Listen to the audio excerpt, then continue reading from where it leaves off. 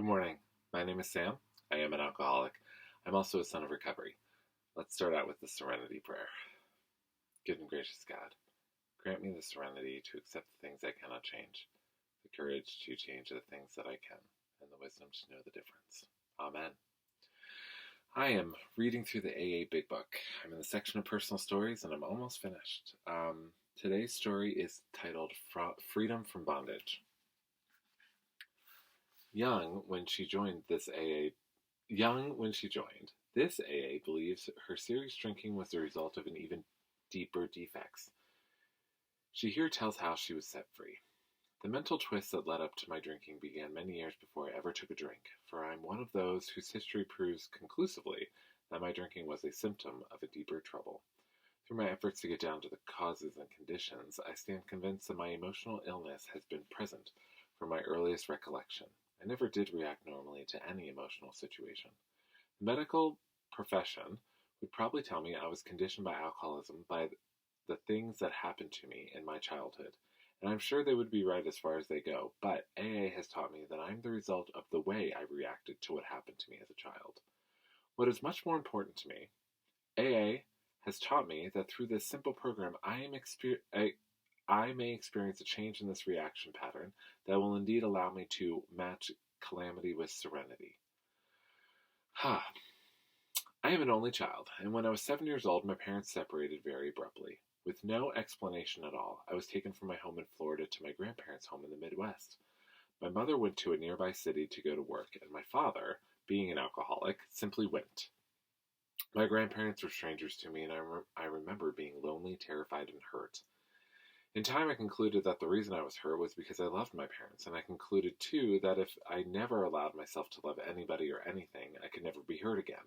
It became second nature for me to remove myself from anything or anybody I found myself growing fond of. I grew up believing that one had to be totally self-sufficient, for one never dared to depend on another human being. I thought that life was a pretty simple thing. You simply made a plan for your life, based upon what you wanted, and then you needed only the courage to go after it. In my late teens, I became aware of emotions I'd not counted on: restlessness, anxiety, fear, and insecurity. The only kind of security I knew anything about at that time was material security, and I decided that all these intruders would vanish immediately if I only had a lot of money. The solution seemed very simple. With cold calculation, I set about to marry a fortune, and I did. The only thing this changed, however, was my surroundings, and it was soon apparent that I could have the same uncomfortable emotions with an unlimited checking account that I could on a working girl's salary. It was impossible for me to say at this point, maybe there's something wrong with my philosophy. And I certainly couldn't say, maybe there's something wrong with me. It was not difficult to convince myself that my unhappiness was the fault of the man I had married, and I divorced him at the end of a year. I was married and divorced again before I was 23 years old, this time to a prominent band leader, a man whom many women wanted. I thought this would give me ego strength, make me feel wanted and secure, and alleviate my fears, but again nothing changed inside me. The only importance in all of this lies in the fact that at 23 I was just as sick as I was at The only importance in all of this lies in the fact that at 23, I was just as sick as I was at 33 when I came into AA. But at that time, I apparently had no place to go because I had no drinking problem. Had I been able to explain to a psychiatrist the feelings of futility, loneliness, and lack of purpose that had come with my deep sense of personal failure at this second divorce, I seriously doubt that the good doctor could have convinced me that my basic problem was a spiritual hunger. But AA has shown me this was the truth, and if I'd been able to turn to the church at that time, I'm sure they could not have convinced me my sickness was within myself, nor could they have shown me that the need for self-analysis that AA has shown me is vital if I am to survive. So I had no place to go, or so it seemed to me. I wasn't afraid of anything or anybody after I learned about drinking. It seemed right from the beginning that the liquor I could always retire to my little private world where nobody could get at me to hurt me. It seems only fitting that when I did finally fall in love, it was with an alcoholic, and for the next 10 years I progressed as rapidly as is humanly possible into what I believe to be hopeless alcoholism. During this time, our country was at war. My husband was soon in uniform and among the first to go overseas.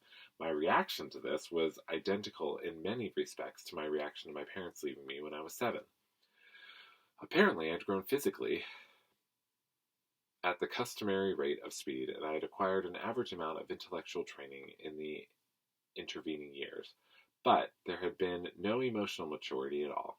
I realize now that this phase of my development had been arrested by my obsession with self, and my egocentricity had reached such proportions that adjustment to anything outside my personal control was impossible for me. I was immersed in self-pity and resentment, and the only people who would support this attitude, or who I felt understood me at all, were the people I met in bars and the ones who drank as I did. It became more and more necessary to escape from myself, for my remorse and shame and humiliation when I was sober were almost unbearable. The only way existence was possible was through rationalizing every sober moment and drinking myself into complete oblivion as often as I could. My husband eventually returned, but it was not long until we realized we could not continue our marriage. By this time, I was such a past master at kidding myself that I convinced myself I had sat out a war and waited for this man to come home, and as my resentment and self-pity grew, so did my alcoholic problem. The last 3 years of my drinking, I drank on my job, and the amount of willpower exercised to control my drinking during working hours, diverted into a constructive channel, would have made me president. And the thing that made the willpower possible was the knowledge that as soon as my day was finished, I could drink myself into oblivion. Inside, though, I was scared to death. For I knew that the time was coming, and it couldn't be too remote, when I would be unable to hold that job. Maybe I wouldn't be able to hold any job, or maybe, and this was my greatest fear, I wouldn't care whether I had a job or not. I knew it didn't make any difference where I started. The inevitable end would be Skid Row. The only reality I was able to face had been forced upon me by its very repetition. I had to drink, and I didn't know there was anything in the world that could be done about it. About this time, I met a man who had 3 motherless children, and it seemed that might be a solution to my problem. I'd never had a child, and this had been a satisfactory excuse many times for my drinking. It seemed logical to me that if I married this man and took the responsibility of these children, that they would keep me sober. So I married again. This caused the comment from one of my AA friends when I told my story after coming into the program that I had always been a cinch for the program, for I had always been interested in mankind. I was just taking them one man at a time. The children kept me sober for darn near 3 weeks, and then I went on, please God, my last drunk. I've heard it said many times in AA, there's just one good drunk in every alcoholic's life, and that's the one that brings us into AA. And I believe it. I was drunk for 60 days around the clock, and it was my intention, literally, to drink myself to death. I went to jail for the second time during this period for being drunk in an automobile. I was the only person I'd ever known personally who had ever been in jail, and I guess it is most significant that the second time was less humiliating than the first had been. Finally, in desperation, my family appealed to a doctor for advice, and he suggested AA. The people who came knew immediately I was in no condition to absorb anything of the program. I was put in a sanitarium to be defogged so that I could make a sober decision about this for myself. It was here that I realized for the first time that as a practicing alcoholic, I had no rights. Society can do anything it chooses to do with me when I am drunk, and I can't lift a finger to stop it. For I forfeit my rights through the simple expedient of becoming a menace to myself and to the people around me. With deep shame came the knowledge, too, that I had lived with no sense of self-obligation, nor had I known the meaning of moral responsibility to my fellow men. I attended my first AA meeting 8 years ago, and it is with deep gratitude that I am able to say I've not had a drink since that time, and that I take no sedation or narcotics. For this program is to me one of complete sobriety. I no longer need to escape reality. One of the truly great things AA has taught me is that reality, too, has 2 sides. I had only known the grim side before the program, but now I had a chance to learn about the pleasant side as well. The AA members who sponsored me told me in the beginning that I would not only find a way to live without having a drink, but that I would find a way to live without wanting to drink. And if I would do these simple things. They said if you want to know how this program works, take the first word of your question. The H is for honesty. The O is for open-mindedness. and the W is for willingness. These are Big Book calls The Essentials of Recovery. They suggested that I study the AA Big Book and try to take the 12 steps according to the explanation in the Big Book, for it was their opinion that the application of these principles in our daily lives will get us sober and keep us sober. I believe this, and I believe too that it is equally impossible to practice these principles to the best of our ability, a day at a time, and still drink, for I don't think the two things are compatible. I had no problem admitting I was powerless over alcohol, and I certainly agree that my life had become unmanageable. I had only to reflect on the contrast between the plans I made so many years ago for my life with what really happened to know I couldn't manage my life drunk or sober. AA taught me that willingness to believe was enough for a beginning. It's been true in my case. Nor could I quarrel with restore us to sanity, for my actions, drunk or sober, before AA were not those of a sane person. My desire to be honest with myself made it necessary for me to realize that my drinking was irrational. It had to be, or I could not have justified my erratic behavior as I did.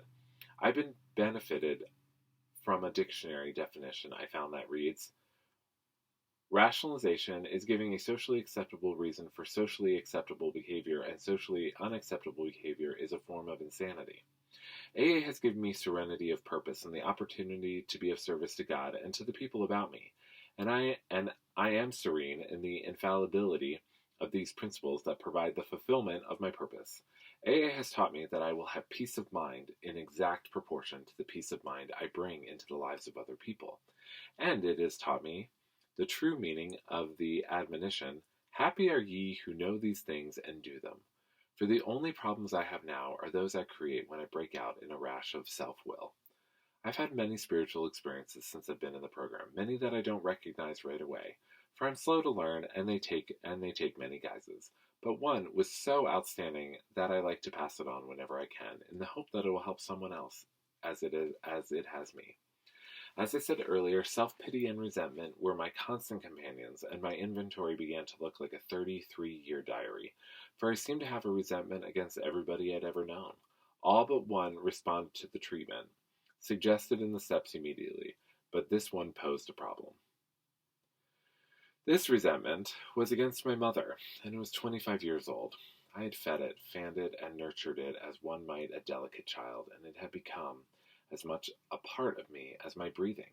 It had provided me with excuses for my lack of education, my marital failures, personal failures, inadequacy, and of course my alcoholism.